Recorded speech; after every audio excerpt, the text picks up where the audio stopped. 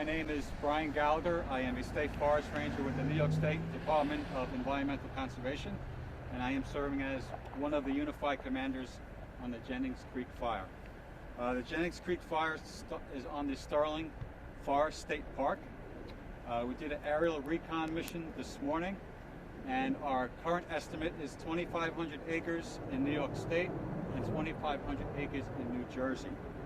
We currently have 20% containment on the fire, 10 of that is in New York, and 10 of that is in New Jersey.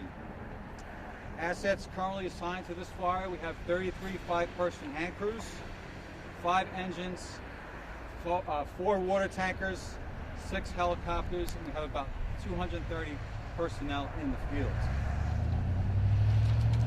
With that, I will go to Pete. Good afternoon, everybody. My name is Peter Srigliano, Commissioner for Orange County Emergency Services. I just want to touch on a couple things. First and foremost, I want to thank all of the first responders that have came to the event here in Greenwood Lake in the town of Warwick to help control this fire to the best of our abilities. The outpouring support that we have received from our neighboring counties and all of the fire departments within Orange County has been tremendous. Just to touch on the operations from last night, we did have a voluntary evacuation that took place on Cliff Road, which is off of East Shore Road. 12 homeowners evacuated their residence, and luckily we were able to contain the fire. No structural damage to any of those homes on Cliff Road. The American Red Cross has established a temporary location on Waterstone, 51 Waterstone Road in the village of Greenwood Lake. It's the community center. We have 6,000 gallons of potable water, along with N95 masks that are available to the public if needed. The last thing I would like to touch on is the remaining power outages that we have is 12, which is only on Cliff Road. We hope to have those restored at some point today, but we're going to be following up with Orange and Rockland on power restoration. Other than that, I would like to turn it over to the County Executive, Steve Newhouse, for his comments. Thank you, Pete. I just wanted to thank everybody. We were here on Saturday night, in particular Commissioner Srigliano and Deputy Commissioner Tancaselli. We unfortunately had a fatality with Mr. Vasquez. It was a very tough situation. The New York State Police, the town of Warwick Police, and the Sheriff's Office did a phenomenal job at the scene, as well as grief counselors. It was a very emotional situation. Yesterday, obviously, we had a very difficult day with the fire making a major advance, and we had a very fluid situation with the volunteer fire departments backing up the state forest firefighters. We really were able to save every house there. We had no problems from any of the residents that were asked to evacuate. They knew what was coming. You could see it. You guys have seen the videos. It was a very dangerous situation. The Deputy Commissioner for Homeland Security came in last night. Commissioner Srigliano and I personally brought him up to the scene so he could see what was going on, so he could ask Albany to bring in more resources. The mayor of Greenwood Lake and the town supervisor will be coming up after me. We've been working seamlessly to make sure that the community is protected. The outpouring of support from the residents and businesses have been phenomenal. We have a lot of men and women that are working hard. And that food and drinks and the different supplies that they bought has made a difference to them. So we are going to get through this. Right now, we are happy that the wind direction has changed, so we can take a breath and get back to work, which we've been doing. You see the air operations functioning right now. One other thing we wanted to announce is that there will be a 2-hour delay tomorrow in the Greenwood Lake School District for the middle school. And we have the superintendent here to take questions after that, but I'd like to turn it over to my friend, the town supervisor, Jesse Dwyer. Thank you, Mr. County Executive, and thank you for all your support that you've brought here from the Orange County Department of Emergency Management. Let's make no mistake, this is one of the worst natural disasters the town of Warwick has seen in many, many years. And if things turn south, the threat to life and the threat to property could really take a turn for the worse. And we're so grateful for the park rangers, the DEC, the support that we've gotten from the state police, but more importantly from the local responders here in the town of Warwick, as well as all throughout the state of New York. This morning we had a briefing with, I would estimate, over 300 local volunteer agencies and servicemen and women who have come here to the town of Warwick to help us protect our park, protect our homes, and protect the lives of the residents in the town of Warwick. And we're forever grateful for their commitment to community service and what they've brought here to the town of Warwick. The Warwick Police Department has been leading the effort to keep traffic control and to make sure that all of our residents are informed and stay safe and can get in and out of their homes safely, and we appreciate their hard work, as well as the partners from the Orange County Sheriff's Office and the State Police, as well as the Greenwood Lake Police Department. Everybody's been working and collaborating almost seamlessly under these extremely difficult circumstances that we've been dealing with here recently. Roads are open within the area. They're only open to local traffic. If you need to get in or out of your home, you can do so. We ask that nobody travels this road to work in the morning. Choose an alternate path. We are keeping the road slightly open, but we ask you to drive very carefully in the area, as firefighters are actively managing the scene and they are out in the roadways often. So if you're going to travel the road, please be careful when you do that. And with that, I'd like to introduce Greenwood Lake Mayor Tom Howley, who's been a great partner in the efforts to handle this situation. Tom? Thank you, Supervisor Dwyer. First of all, in my over 50 years of living here, this has been the most significant and probably most potentially dangerous situation I've seen or been involved in. The village of Greenwood Lake is a small village by standards. I am certainly overwhelmed, truly overwhelmed by the amount of help that came our way. When I got here this morning, I saw fire trucks from Oneonta, some of them are close to Syracuse, that traveled throughout the night because the severity of this storm, of this fire, could change at a moment's notice. I'm so happy and content. County Executive Newhouse, with the services and the professional team of coordinators that he sends to Greenwood Lake whenever we have a situation like this. I can't thank him enough. The people of Greenwood Lake are overwhelmed. Our restaurants, the people who provide us with provisions, like was said a few seconds ago, it keeps the firefighters moving, keeps them fed and thirsty. I can't thank you enough. And God bless everyone, and God bless America. Thank you. At this point in time, we'll take any questions. We'll start on this side and we'll kind of work our way around. Anybody over here? Question?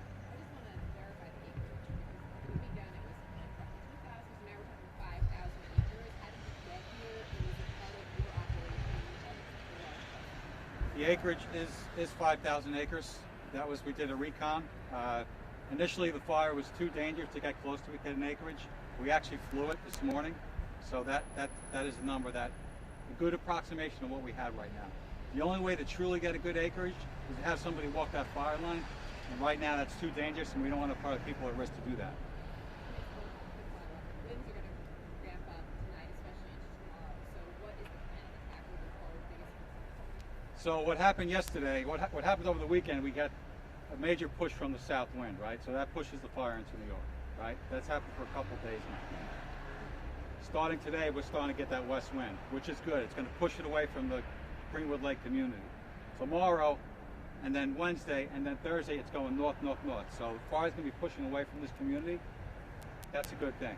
Okay, so we currently have the East Shore communities protected right now. And then on the Tuxedo side, we have the Blue Lake communities protected. We got good backup to those communities. And now we just got to come across the north here and find a good place in this very steep and hazardous terrain to put a line that we can hold. That's our plan moving forward. And the weather's with us. But tomorrow's going to be very windy. Forecast right now is 20 mile an hour gusts, 20 miles steady with gusts of 30. Right now, that's just at the limit of when our helicopters can fly. Our hope is that it doesn't get any worse than that, so we can still use our air assets tomorrow. Next question. Yes? You say that the fire is 20% contained, but how many people are in harm's way? So East Shore community, we estimated about 170 structures that we were able to save last night. Over in Blue Lake, we're talking about maybe 40 structures, which includes private residents as well as businesses. But so much of this is also in protected forests where there aren't a lot of people. Can you give us some perspective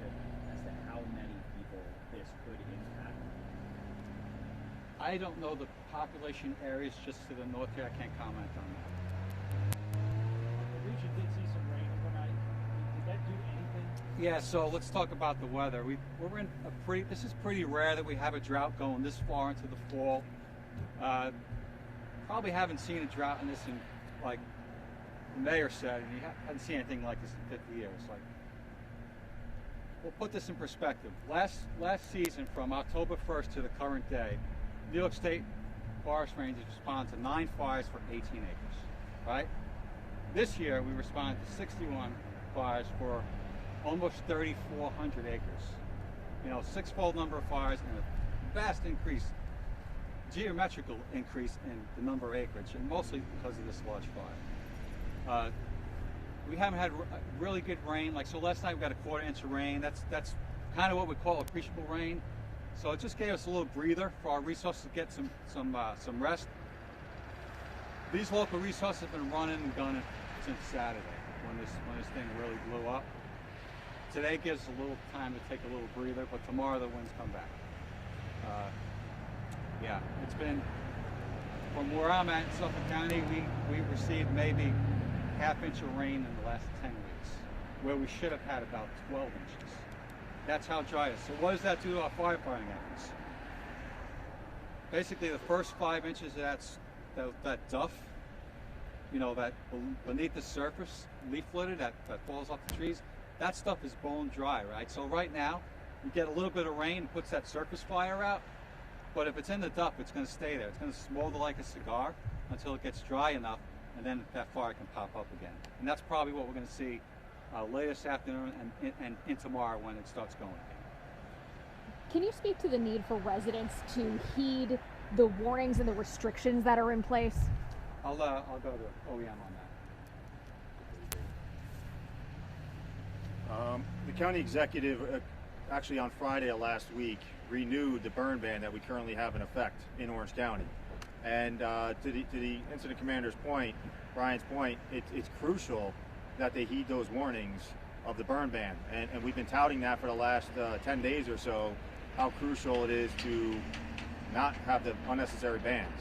I can't stress that enough. We don't need any more work right now. We've been running for the past 30 days. We currently have about 15 fires right now that we are working in the lower Hudson Valley and the rest of the state. And you know, we're getting tired. So don't create any new fires, don't create any new incidents for us to deal with. To that That's end, the Brian, best we can ask for the public. to that end, Brian, with the outpouring of your support that you've received from near and far, bottom line, do you have enough manpower? I think we're thin right now. We're protecting the structures that we need to protect, and that we'll see what happens in the coming days. We still have more resources coming in.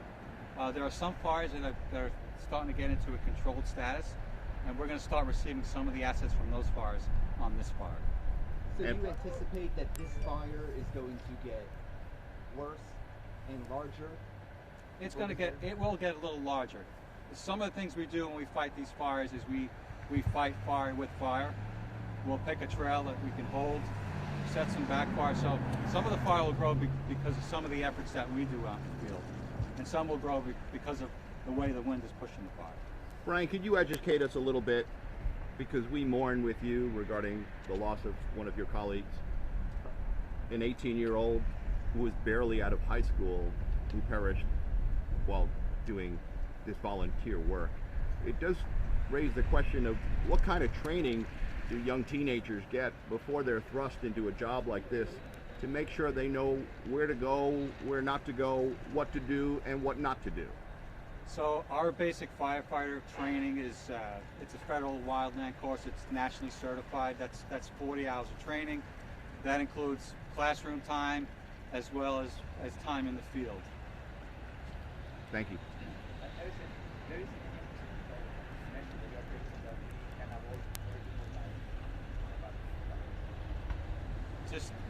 We try to do, this is a very dangerous profession. This is a very dangerous incident that we have here, and we try to do the best thing to mitigate as much of those hazards as we can.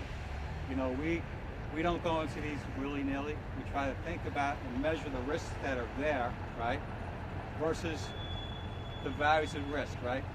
biggest value at risk right now, like last night, was those communities, right? Our priority is always life safety. And for us, that includes boots on the ground. We want to send our firefighters home at the end of the day, right? And then property comes next. So it's always life safety first, then property. And we do the best we can with the resources we have on hand.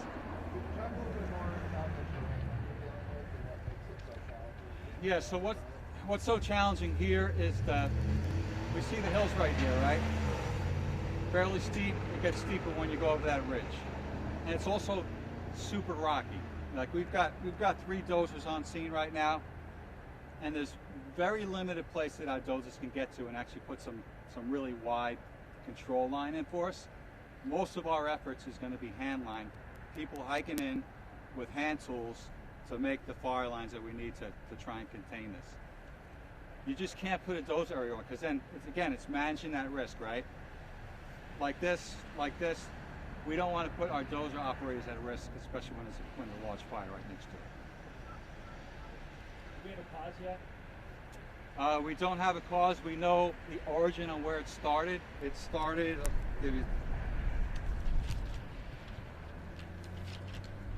near the intersection of the Lake to Lake Trail and the West Valley Trail. Because we still have an active fire that's still going, it's unsafe to put our wildland fire investigators in there to start doing the cause and origin investigation, but when that happens, we will. Is that New York or New Jersey, Brian? This fire started in New York and then moved into Jersey. Now it's over the state border. And just because there's no mandatory evacuation No. in either state, and is there you mentioned a little over 100 structures in total that were saved, but are any still threatened at this hour? Not currently. Not currently. Where is the line that you are going to seek out and try and hold? It's pretty much we're looking at it right now. You know, what we try to do is we try to take the path of least resistance. If we got to climb up a hill like this and put line in, we're not going to do that. We're going to try to go on this side of the hill where it goes down, or that side of the hill. So that's what our operations people in the field are assessing today while we get this little breather, this little break, is to figure out where our next control lines will be.